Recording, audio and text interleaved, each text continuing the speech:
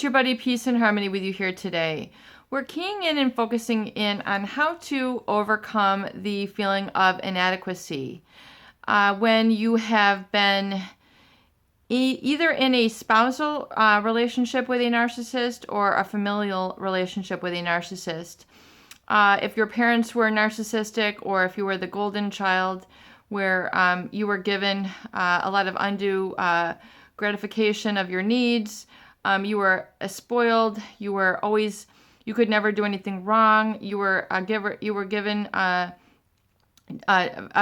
sort of differential amount of praise, admiration, gifts, time, money, attention in your family, and others were not given or awarded that same attention. Perhaps you see a real weakness where the other was invalidated. Another family member was invalidated by the very same person, and they became very non-compliant with the parents as a result of this. And then you had to become overly compliant with the parents as a result of narcissistic wounding.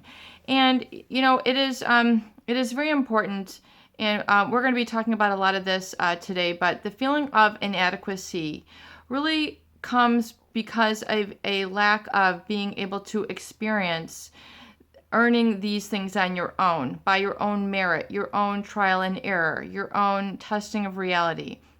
And so this feeling of inadequacy, this feeling of low self-esteem, this feeling of lack of trust of oneself, or feeling powerless, oftentimes is because the parent has created an excess of either admiration, praise, or an overgiving or an overindulgence, which has been interfered and intruded on your own ability to experience reality on your own 2 feet.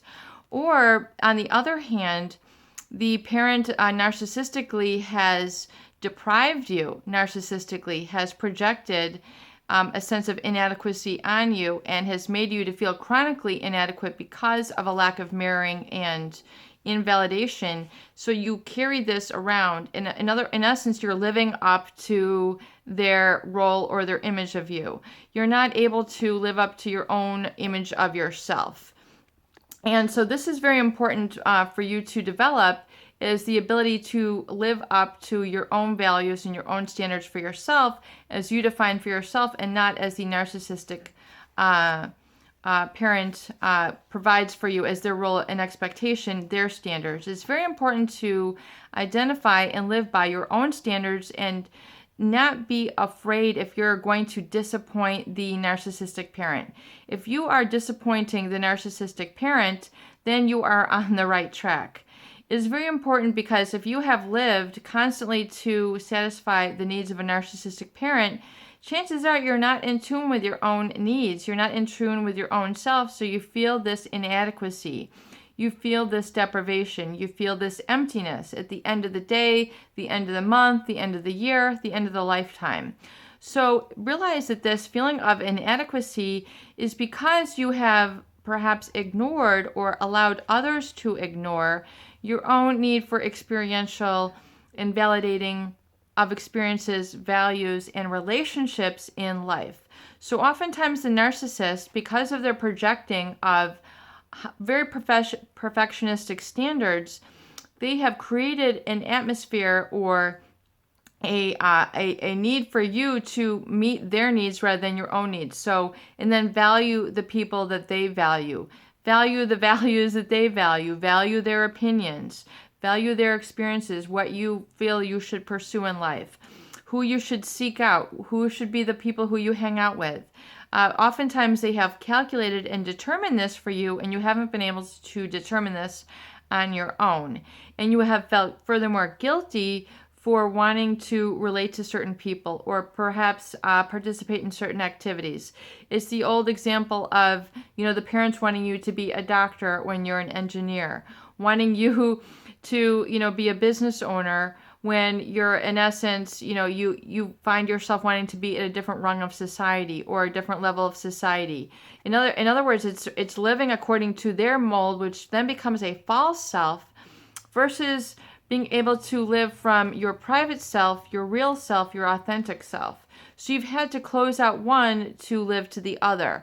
So the self, and this is deep stuff here, guys. I applaud you. I'm so proud of you for getting these deep concepts, but I think it's very important for you to realize that there's an experience of a private self, a real self, a spiritual self, a self within you who is crying out for expression, who just wants to be, who wants to exist, who it's okay just to exist and just to be. So, for example, if the narcissist had imposed upon you all sorts of other expectations, perfectionistic expectations, which can never be satisfied. I mean, they're through the roof. You can never please these people. Remember, the narcissist individuals, they have extremely high standards.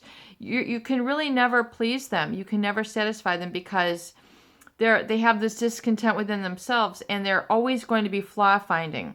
They're always going to be, no matter how hard you work, there's always going to be something where you have not measured up to their standards.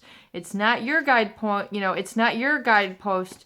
If you're to have your own ruler about how you validate yourself, it's oftentimes it's very different than theirs. So you need to own up to your own measure of self-worth and self-validation. So, for example, if the narcissist, their values or their expectations from you are way up here, and you are now living by their guidepost, their measuring stick, and it's not internalized, it's not your own, you're going to experience that experience of inadequacy.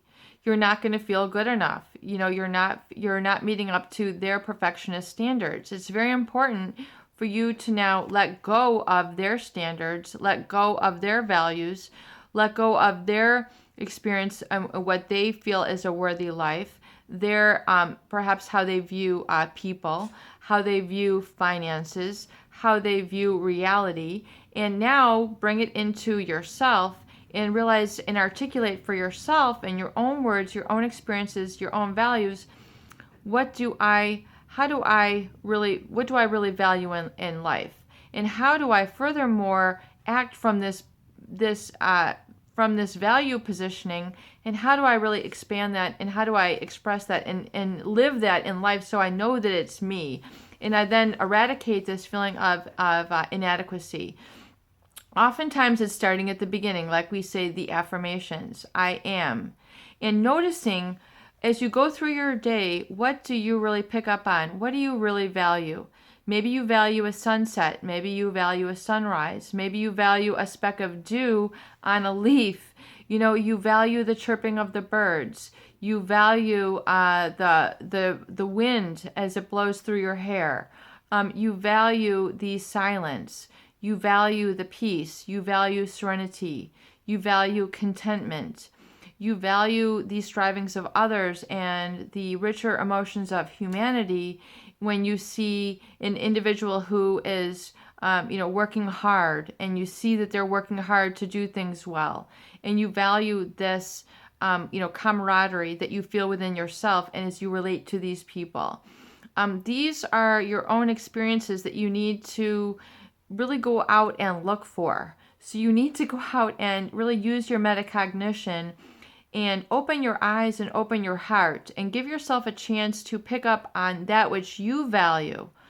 And oftentimes you will surprise yourself because it might be a direct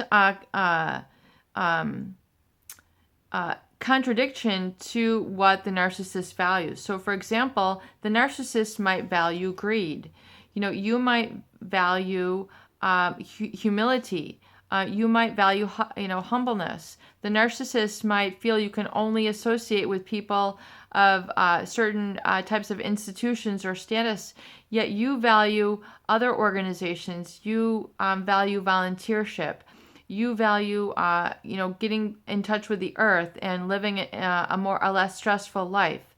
Organic farming, that whole concept of getting back to the real, the whole foods, those sort of humble values which are yours, but perhaps not those of the narcissist. So it's very much about reclaiming your authentic self, coming from that little small part of you that is just feeling inadequate, and saying, you know what, I am a person of value. I am a person of value. And furthermore, my values are peace with others, a handshake with others, giving others a pat on the back, being able to take in the beauty of a sunset, take in the beauty of a sunrise, take in the beauty of the wind, feeling what it's like to help others who are in need.